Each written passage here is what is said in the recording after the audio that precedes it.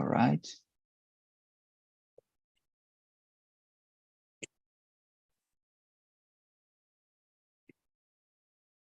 Give me a sec. Great, there we are. So, fantastic. Let us start on with our class, okay? Let me share my screen with you guys, and we're going to proceed with our class. Well, so yesterday we said this will be our topic, types of questions in the listening section. So please let us start with that. Well, the first type of question you're going to receive in this listening section, guys, is the main idea question. By the way, every listening sample will begin in the exact same way, with a main idea question. Remember that in the reading section I told you, the last question you're going to get, because in the reading section you had to respond 10 questions, right? The number 10 is always going to be a summary question. You remember that, right? Here we have a very similar scenario. The main idea question is normally going to be the first question out of the 5 or 6 questions you're going to receive, because remember, per lecture, you receive 6 questions, and per conversation, 5 questions to respond. So the first one of all those questions is normally going to be a main idea question, 90% of the time, okay? It almost never varies. Now, these questions ask you to identify the main points of the lecture or conversation. They usually take one of the following forms, okay? For example, what is the main idea of the lecture? What subject is the professor mainly discussing? Or what was the conversation mainly about? So whenever you see any of these particular sentences and wordings, then you can identify and say, oh, that is a main idea question, okay? So please have that on mind, it's very important. Well, in order to practice this together, dear students, and to give you the chance, of course, to respond this and to understand it very much in depth, I'm going to be displaying right now the first lecture we're going to listen to. And in this case, it's going to be about art, okay? So please, I want you to go and grab a piece of paper and pencil, because we're going to use that in order to write on your notes and to use those notes to respond to questions later on, okay? So please, let's listen to this lecture on art, and then we're going to use it to analyze the first type of question, okay? So please listen with me. How many of you have heard of Alessandro di Mariano di Vanni Filippelli? No? Nobody? Well, let me put it this way. How many of you are familiar with the work of an artist called Sandro Botticelli? Or just Botticelli? Yeah, that's what I thought. It's definitely an easier name to remember. But a lot of you might also be surprised to learn that his work fell out of favor from shortly after the Renaissance until the late 19th century. That's right. It's really only within the past 150 years that Botticelli's work has returned to popularity, and yet, within that time, his name, well, his alias, has become synonymous with the kind of grace and beauty that characterizes the best of Renaissance painting. Patronized by the famous Medici family, Botticelli's work was celebrated during his lifetime for some of these same qualities. While his earliest works often used religious subject matter, well, we've seen this throughout the course, haven't we? How common this was. These are not the works that are most celebrated today. In fact, let me ask you, what are the paintings that you most associate with Botticelli? Well, The Birth of Venus is definitely one of Botticelli's better-known works. His masterpiece, Primavera, which was painted 3 years earlier, was done in the same vein. Primavera means spring in Italian, and here's a slide of the painting just here. These are works that didn't rely entirely on the iconography of the Catholic Church. While we do see some holdovers from Botticelli's earliest work, the main subjects of these paintings go back to earlier traditions of gods and goddesses. Note the extensive use of nature as a metaphor, in addition to the nudity of some of these figures, or the skimpy clothes used to cover them. Actually, however, Botticelli was extremely religious and would end up painting work for churches and cathedrals using Catholic iconography for the rest of his life.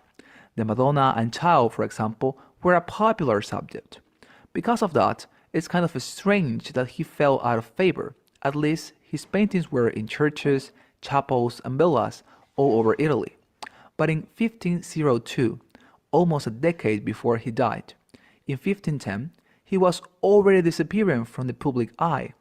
Even though he had painted frescoes in the Sistine Chapel, Botticelli's work was commonly overlooked in favor of that by his neighboring artist, Michelangelo. It took almost 3 centuries before an English collector, William Young Otley, bought a Botticelli in Italy and brought it back to England in 1799. Even then, the painting wasn't exhibited in public for almost another 60 years, when its next owner, William Fuller Maitland, lent it to an Art Treasures exhibition in 1856. There, it was seen by more than 1 million viewers, and art historians began to take note. Some of these historians had already taken an interest in Botticelli's Sistine Chapel's frescoes, and his reputation again began to blossom. By the end of the century, Botticelli's work had been extensively admired. The pre-Raphaelite Brotherhood found inspiration in them. The first monograph, or book of paintings, by the artist was published in 1893.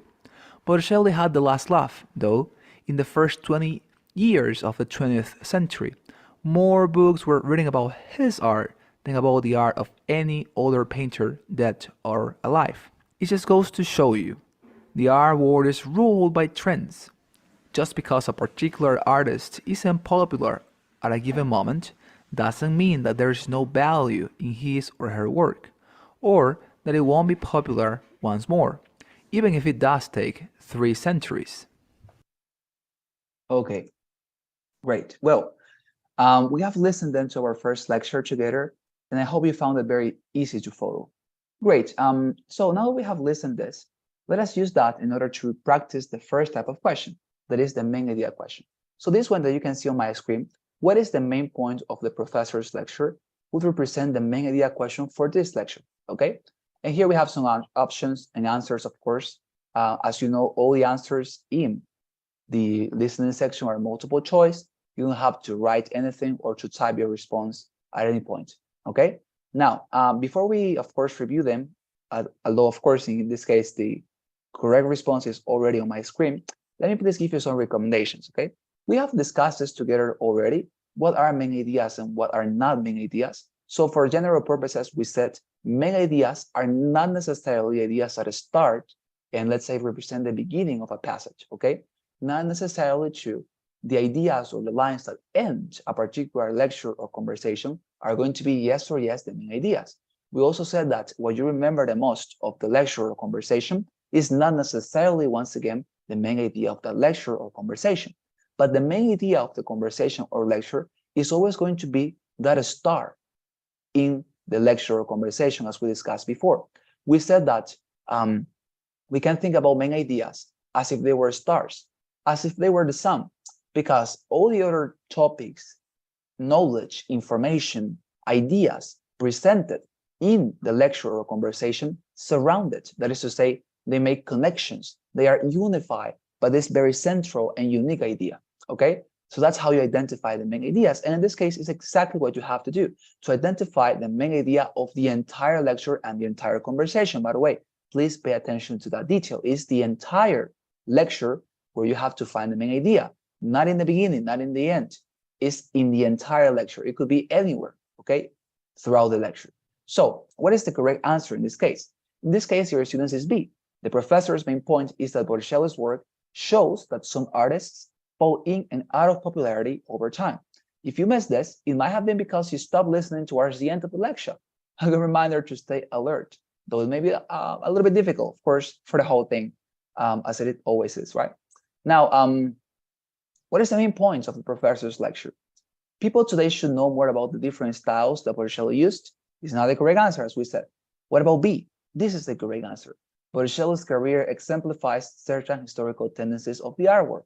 If you listen carefully to the lecture, actually right at the end, the professor says, right, hey, you know, Botticelli goes to show us that not because you are not recognized and famous nowadays in your art, that doesn't mean that in the future, you're not going to be recognized, even if it takes 3 centuries for people to recognize and value your work, okay? So if you notice, the professor himself is saying, you know, the only reason why I talked about Botticelli is because he exemplifies, he portrays a particular trending in art history that some artists in the contemporary times they are living in are not recognized and valued because of their work. But some years after, could be centuries after that, they are recognized, and that could happen to you. Okay, so that's the main idea. The professor himself said it. And well, you can, as I say, if the professor doesn't say the main idea, you can identify very easily by, as I say, paying attention to what is that idea that unifies everything, that, as I say, makes it a whole, right? That all the rest of ideas and points surround. That's how you have to think about it.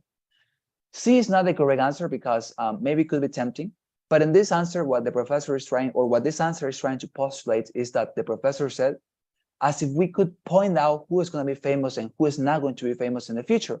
But that is not what he said. Notice, he never said, we can say who is not going to be famous in the future and who is going to be famous in the future.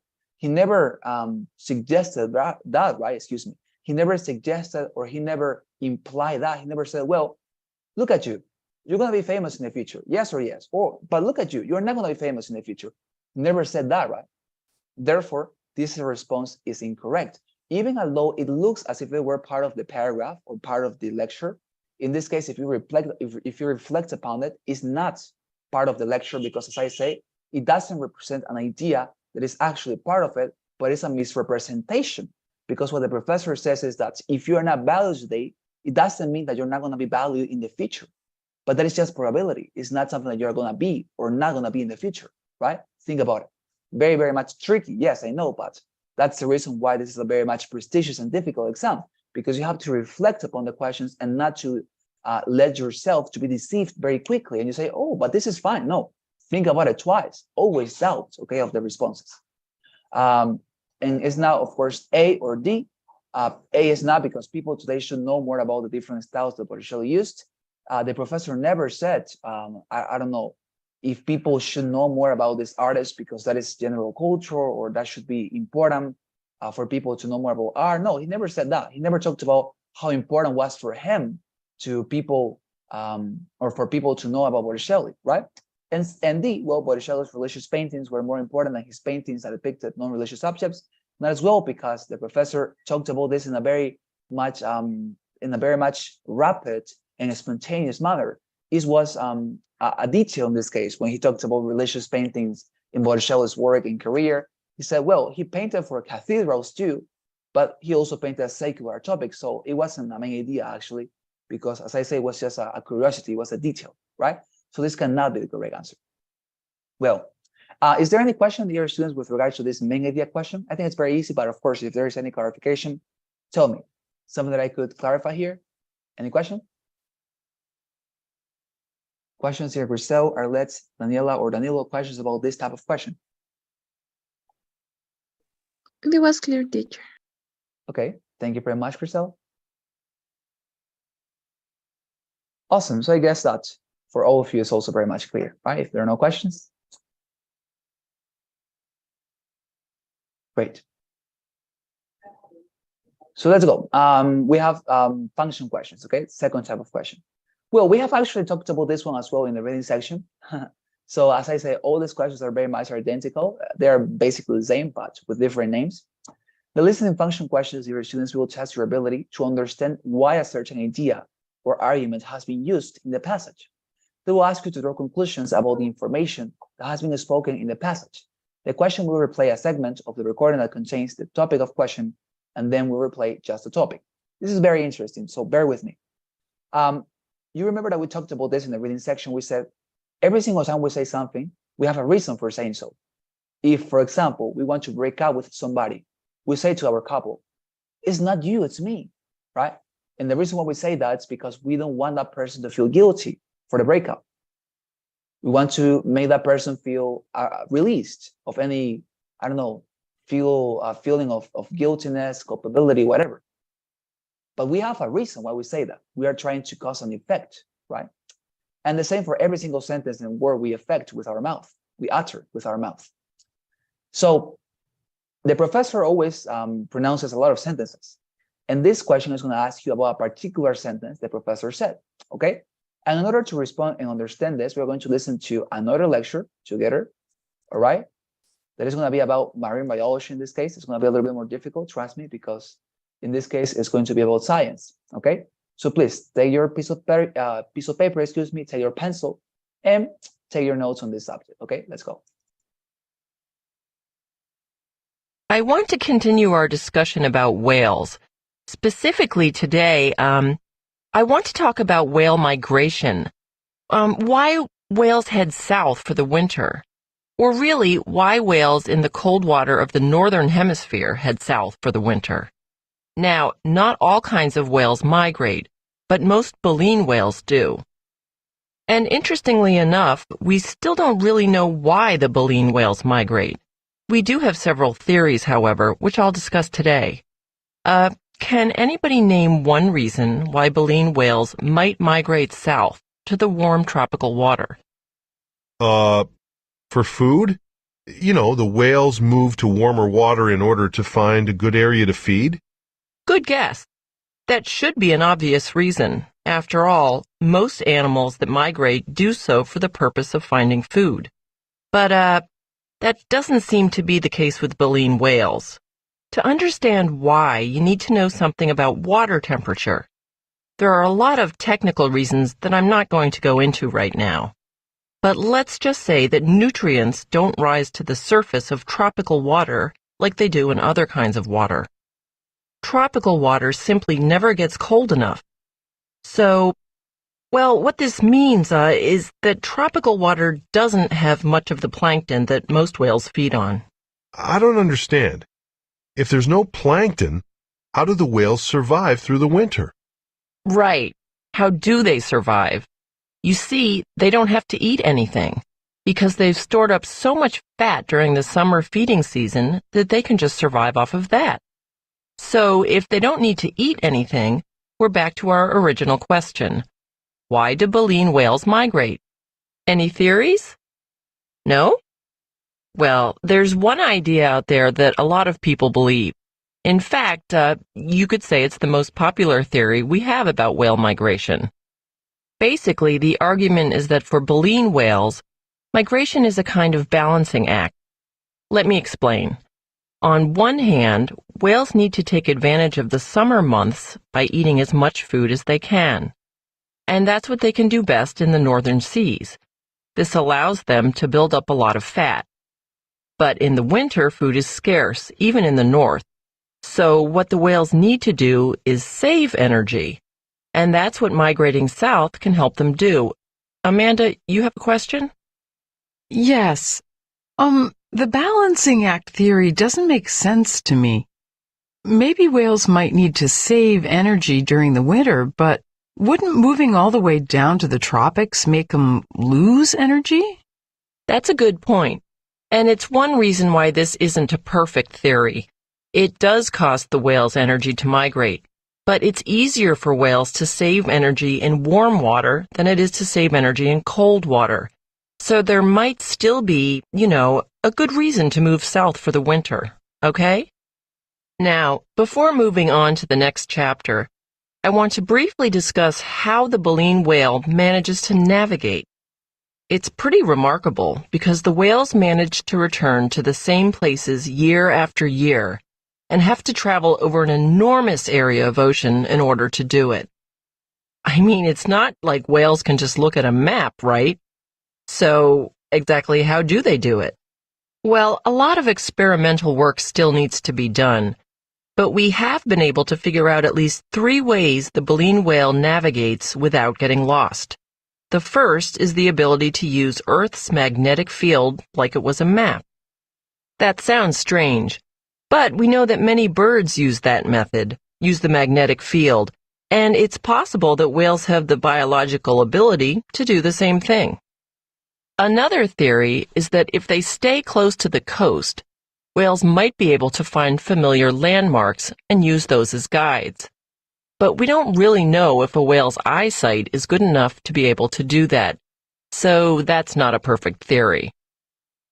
And finally, we know that many whales make very loud sounds that can travel literally hundreds of miles underwater. Through a process called echolocation, it's possible that these whales hear the sounds bounce off of islands or other pieces of land and use those echoes as clues to help them find their way.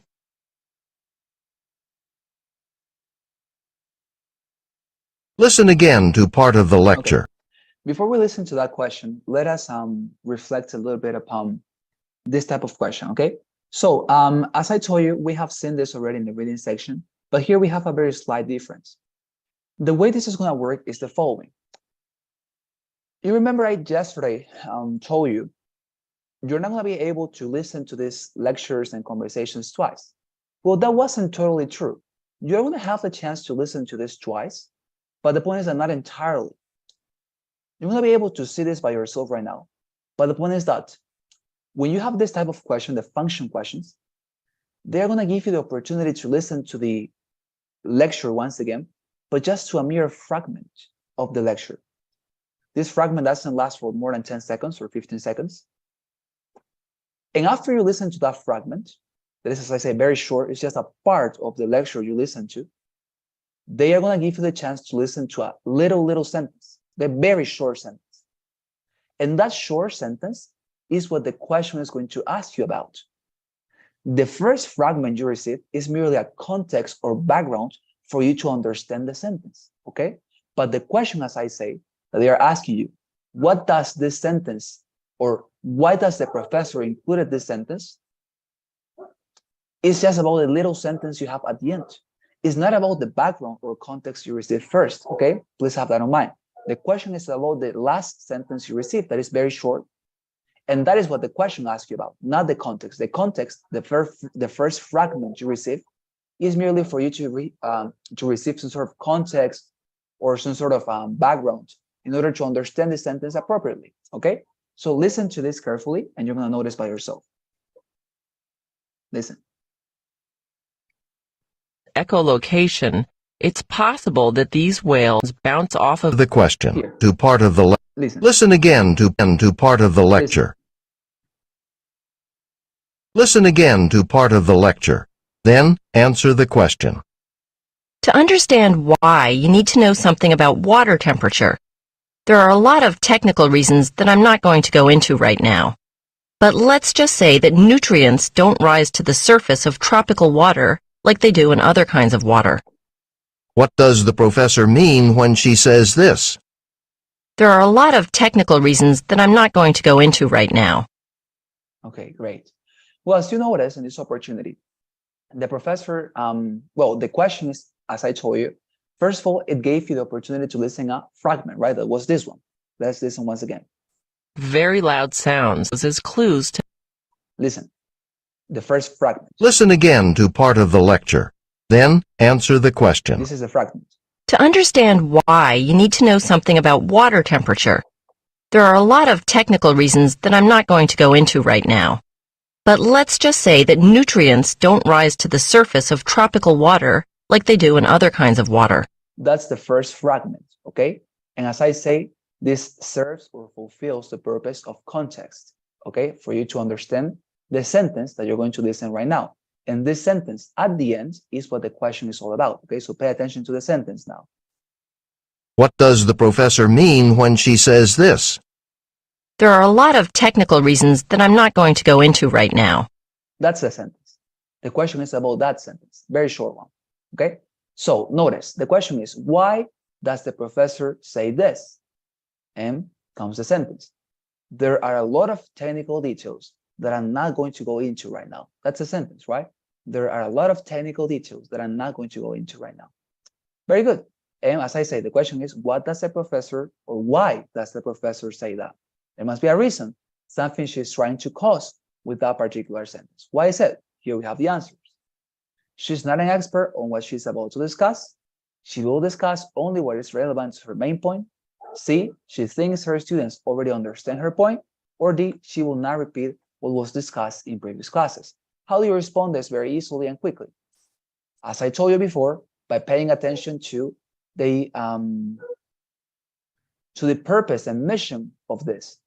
What effect does the alluded portion have over the context or topic?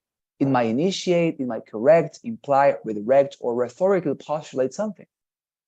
Also, pay attention to the alluded mode of the sentence. It could be interrogative, exclamative, subjunctive, indicative, and so forth. We have discussed this together last week. So all these clues and details should help you to understand what is the reason, what is the effect this professor is trying to cause in her audience, in this case, her students, with this sentence. There are a lot of technical details that I'm not going to go into right now. So if you pay attention to the context, and that's the reason why it's very important to pay attention to the first fragment, to the context, the professor is responding to a question, right? A question that her student asked. I don't remember what question was it, excuse me, but the question was something related to the seas, right, and to marine whales, of course. So the professor says, well, you know, let's say the student was called Jack. You know, Jack, there are a lot of technical details that I'm not going to go into right now, which means there are a lot of things that I could talk about, dear Jack. But let us just say, so in this case, what is the professor doing? She's redirecting the conversation, right? She's saying, well, you know, Jack, I could talk to you about this, and this, but I'm not going to do it. I'm just going to talk about this. So what is she doing with that? She is discussing only what is relevant to her main point, right? Because she's discarding some things that are useless, irrelevant. She could talk to you about, to Jack. She could talk to you about that, but she doesn't want to. Why? Because she considers that to be relevant to respond to Jack's question. So she says, well, you know, Jack, let us just say that. And she continues, right? So what is the answer in this case is B. What is the professor trying to do with the sentence? She is trying to say to her student, you know, I will just talk to you, Jack, with what is important, relevant to respond to your question. Although I could talk to you about different things, several things, but I'm not going to do it. I'm just going to talk to you about this. And you go about responding, right? This is the correct answer. What about A? She's not an expert on what she's about to discuss. This cannot be the correct answer for a very simple reason that the professor never says something like, oh, I'm sorry, Jack, I cannot respond that. Or, oh, sorry, Jack, I didn't make my research, right? So she didn't say that. So we cannot say that was the purpose of this sentence. What about C? She thinks her students already understand the point. Well, once again, not the correct answer because she would have said something like, but Jack, come on, you know this. Don't ask me that. She didn't say it. What about D? She will not repeat what was discussed in previous classes. She would have said something like, oh, Jack, we talked about that last Monday, right? But she didn't say it. And that's the reason why the only one that represents the effect she was trying to cause with her sentence is B. She will discuss only what is relevant to her main point. She's saying to Jack, you know, Jack, sorry, I could talk to you, or I could talk to you, excuse me, about different things, this, and that. But I'm not going to do it. I'm going to talk to you about this, right? What is relevant. So this is how you respond to these questions, by looking at how these responses actually fulfill a purpose. And any of these other answers fulfill a purpose. The professor never says something like that. The only one is B. And that's how you respond to this type of questions. Any concern, consult about this type of question, dear students? Questions?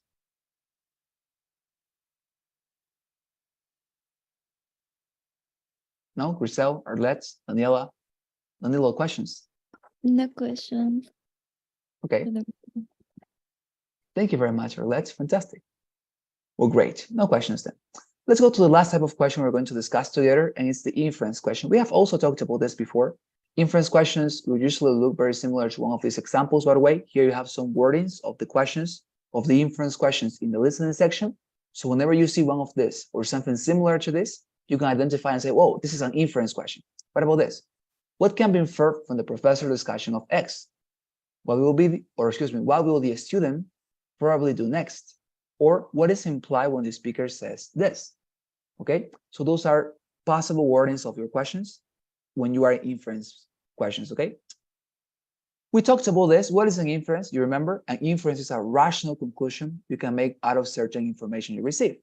If a friend who dresses colorfully suddenly dresses in a super black mood and writes on his Facebook, I miss you very much, you can infer about that he lost somebody he used to like, or he lost somebody, or he lost a beloved being, basically. He lost a beloved being. And that's how you explain that. That's your inference, your rational conclusion out of that information. But you couldn't say, for example, aliens came to his house and they robbed all the colorful clothes he had, and that's the reason why he has suddenly changed his wardrobe. You cannot say that because that's your imagination. It's not your reason. For inferences, you have to reason, you have to make a rational conclusion out of the information you have, and you need to have some sort of justification, right? So it is exactly the same what we're going to be doing here. We're going to respond to the question, what can be inferred about this in the lecture or conversation? It doesn't matter. In this case, we're going to listen to a conversation, dear students, in order to respond this together. So please accompany me and listen to this together, okay? It's a conversation. Take your notes as well, applying everything we learned yesterday. Let's go. Listen to a conversation between a student and an administrator at the university's finance office. Hi there. Can I help you? I really hope you can. I'm worried I'm just really worried I'm going to be in trouble. Oh? Well, don't panic. Just relax. I'm sure we can deal with whatever's going on. What's the issue? Well, I've received 2 separate statements about my tuition payments in the last week, and they seem to... It looks like they kind of contradict each other. Uh-huh. I've been a student here for 2 years, and I've never gotten any notice like this before. The language seems a little threatening, and I'm afraid that if I don't figure this out, I'll be kicked out of classes or something. I can assure you that nobody's going to kick you out of class. We'll sort it out. Now, did you bring the letters with you? Yep, I have them right here. The first one is similar to the reminder I get every month to make a payment, but Here, let me see. it has some extra language out of the norm. There, at the bottom. It says something about penalty payments. All right. And did you miss any payments that you know of? No, I've never missed one. That's strange. And what about the second notice you received? That one says it's the final warning to make a payment, or else my enrollment will be canceled. That doesn't make any sense because it's the first warning I ever got. Okay, are you sure these are the only 2 notices you got in the mail from us? Yeah, absolutely. Well, then, it certainly seems like there's been an error, because if the statement were accurate, you would have received additional notices from us. Let me just look up your account in our database and see what the problem is. Thank you so much. I'm just a little stressed out that something will go wrong with my classes. Oh, sure. Just a moment while I... Here we go. I think I found the problem. Did you make your last payment during a school holiday? Sure, I mean, I think I did. I guess I made the payment during spring break. Is that a problem? Well, you didn't do anything wrong, but it looks like there was an error in our system. The computer is supposed to automatically process payments when the offices are closed, but for some reason, your payment never went all the way through. It's still pending approval. So why did I get only a final warning notice? Well, I'm not completely sure, to be honest. We were coming back from a holiday, so there may have been some confusion. Well then, I mean, what do I have to do to fix this? Nothing at all. I'm approving the payment now and noting on your account that the error was ours. Just make your next payment on time and you won't have any more problems. Wonderful. Thanks for taking care of this. That's a huge relief. Great, there you are. Well, fantastic. We'll have listened to this conversation. And as you can notice, it's way easier to understand this type of material because they are discussing very trifling topics, right? Anyways, well, let's use this in order to practice our inference question. What would an inference question be for this particular lecture? Well, we have it here. What can be inferred about the student? Okay, and here we have the possible answers. He wants to stop getting notices from the college. His primary concern is being allowed to attend classes. C, he wants to leave the tuition office quickly. Or D, he is worried about accidentally paying tuition twice.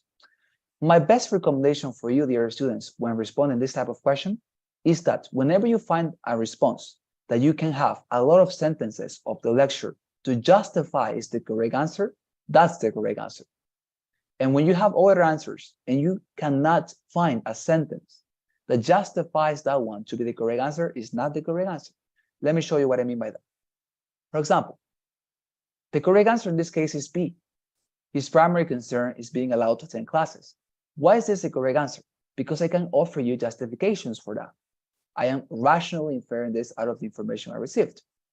The first thing, if you notice this, that the student says to his secretary, or in this case, well, I think it's a part of the administration who attends him. He says, you know, I received this and I'm very much afraid of being kicked out of classes. That is what he says, right, to the secretary. The first thing he says, you know, I received this and I am very much preoccupied of being kicked out of classes, right? First thing. Once again, during the conversation, he continues repeating that. Am I going to be able to attend classes? Does that solve the problem? And at the end, he says, right, does that mean that I'm not going to be banned from attending classes? And the secretary says, yes. And the student says, phew, that's a huge relief, right? So notice that the first thing he says is that he's worried about being kicked out of classes. In the middle, he repeats it once again. And at the end, he pronounces that sentence once again. So notice, what can we infer out of that with those three sentences? That his primary concern was being allowed to attend classes. Like, by all means, guys, it's just super clear here that the primary concern of this student was being allowed to attend classes. He was constantly asking for this. Am I going to be banned from classes? Is this harming me? Am I going to be able to attend classes? Does this help me? Like every single time. Dun, dun, dun, dun, dun, dun, dun, dun, dun. Yeah, right? So notice, I have justifications that guarantee this is the correct answer. What about the other ones? They don't have, trust me. What about A? He wants to stop getting notices from the college. Now, this is tricky, but notice is not the correct answer. Why? Because here it's not talking about the notices that were out of norm. Because what the student said in the conversation is that he was very much angered for receiving notices out of norm and with threatening language. He said that, right? He never said that he was angered for receiving notices, because actually he said in the conversation, you know, I normally receive my notices that remind me to pay my tuition, and that's fine. But now I received this one that is totally out of norm. It contains very threatening and menacing language. It just doesn't make sense. So he's not angered about getting notices. He's angered about getting notices that do not correspond to him. So notice A is incorrect. It's confusing the information. You have to be very much careful. Everything in the TOEFL exam is very subtle, but you have to doubt about everything in order to, of course, reflect upon it carefully, okay? What about C? He wants to leave the tuition office quickly, okay? He wants to leave the tuition office quickly.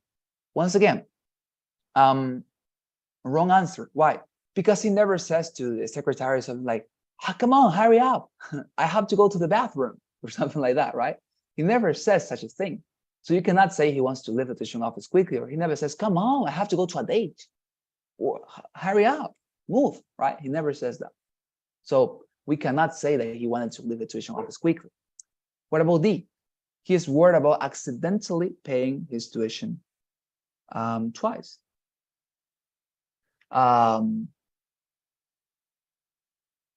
Like just the contrary, right? Like the conversation was the other way around. He said, I pay my tuition, but here it says that I didn't pay. Not that he paid twice and he wants to recover his money. So notice, all those other answers are super weak. They do not represent information correctly.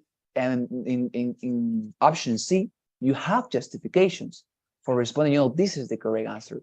And you do it very easily, very quickly, trust me, right? So this is how you understand and how you identify this type of question. Very easily, very rapidly, and undoubtedly. As I say, you cannot fail if you follow this procedure, okay? It's very simple. Is there any question, dear students, with regard to this?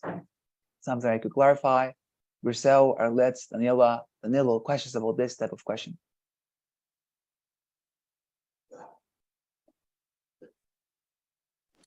It was clear, teacher. Okay, thank you very much, Grisel. What about this, the rest of you guys? Any question about this type of question? No, teacher. No question. Okay. Thank you very much, guys. Fantastic. Thank you. Great. Well,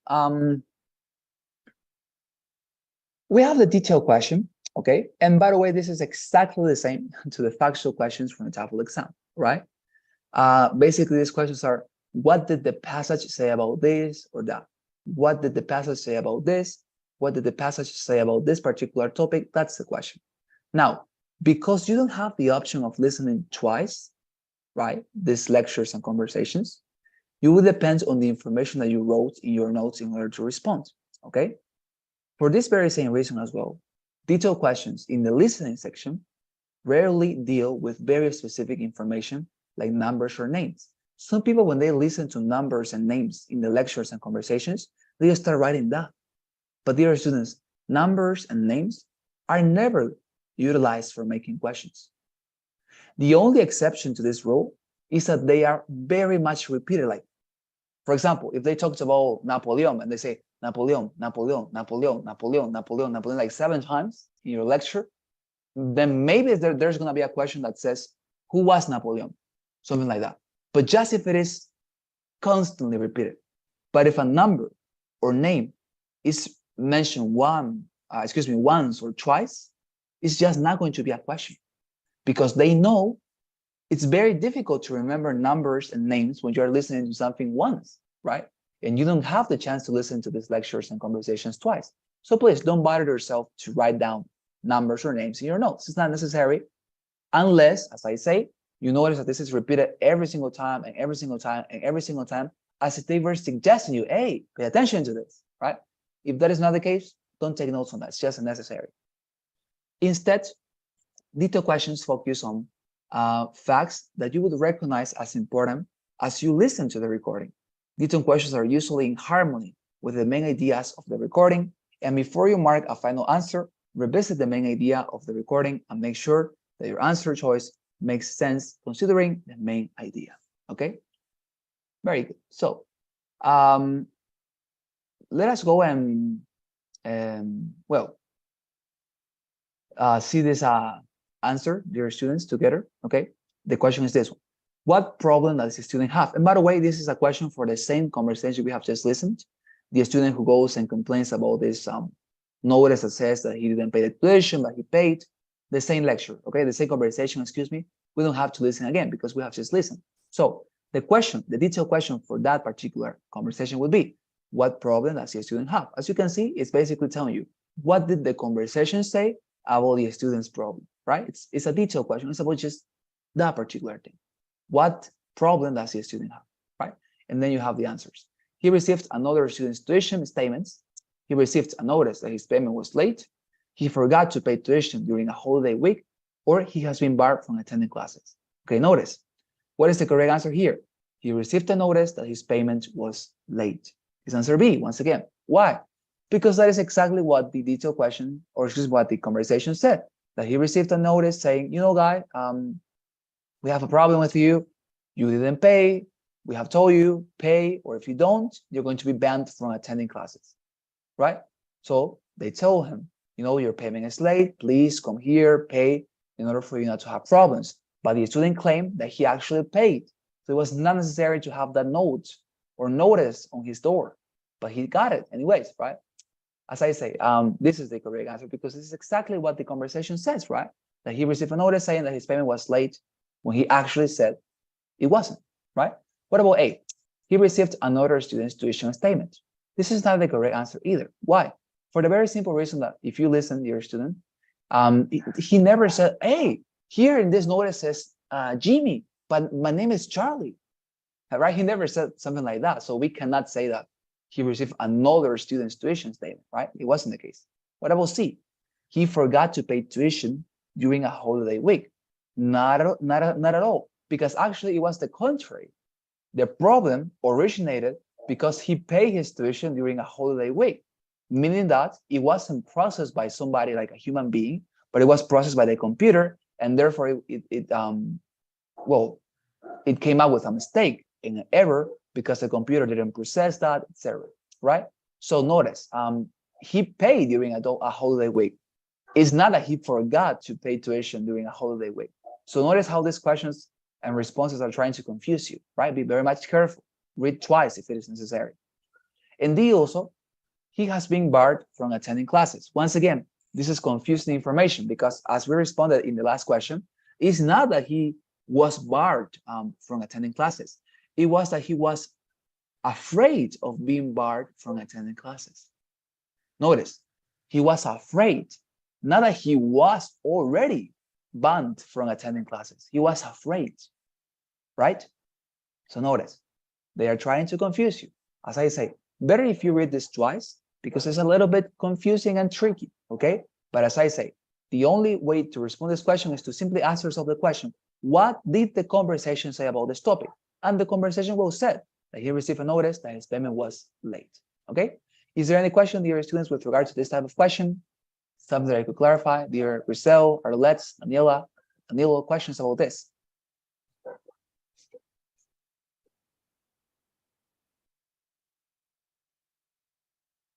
Grisel, yes, you have a question. Please tell me.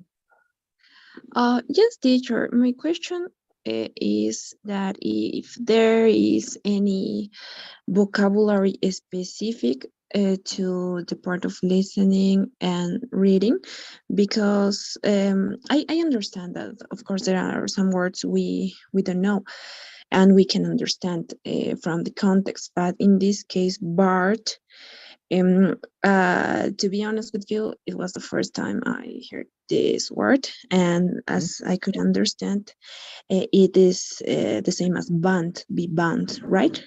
Exactly, yes. And maybe if there is some, or there are some resources where we can practice this kind of vocabulary. Okay. Yeah, for sure. Thank you very much, Grisel, for the question.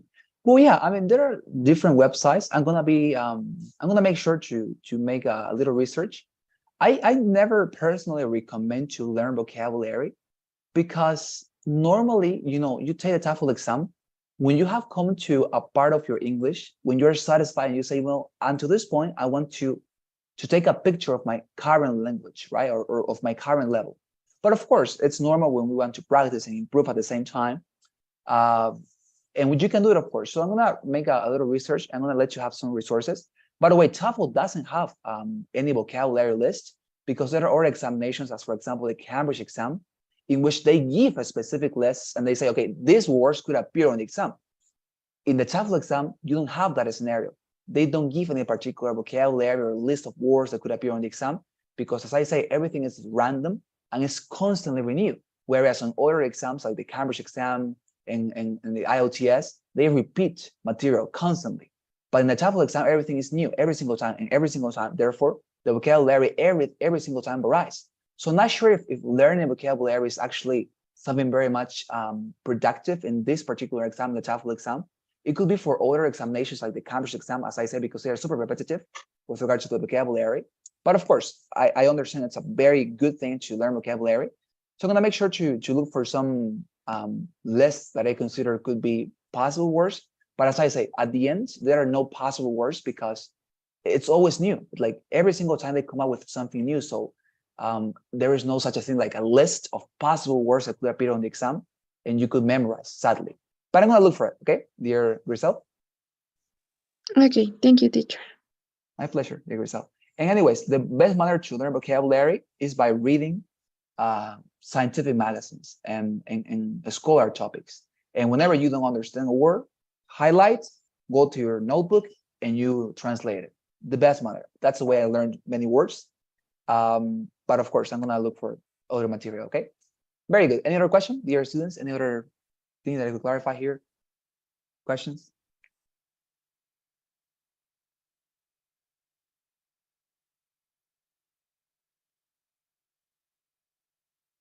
No? Okay, very good. Well, we're gonna stop here then, okay, dear students. I'm gonna take your assistance before you go. And as I do that, please help me with your kind responses to our normal poll, all right? And well, tomorrow I'm gonna be finalizing this with you and then we're going to practice together, okay? So please don't miss tomorrow's class, it's gonna be great. And as I said, it's gonna be a very good opportunity for you to practice this part of the exam, which is very important. And of course, applying everything we've learned in this theoretical part, right? So please, is here present our dear Grisel Paz? Yes, teacher, here I am. Thank you very much, Grisel. Fantastic. What about Daniela Lourdes?